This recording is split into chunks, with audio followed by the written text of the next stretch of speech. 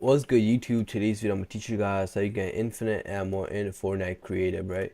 So as you guys can see, I don't have it on right now. Like every single time I shoot, boom, boom, like my ammo's literally running out, right?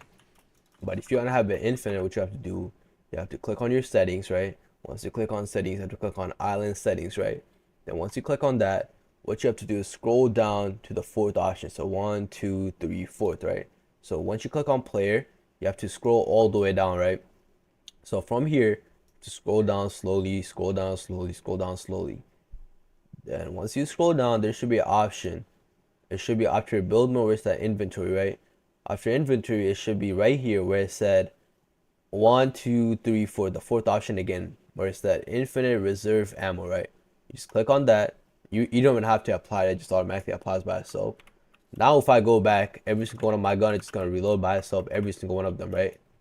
Now you just wait, boom. I literally have unlimited ammo, right?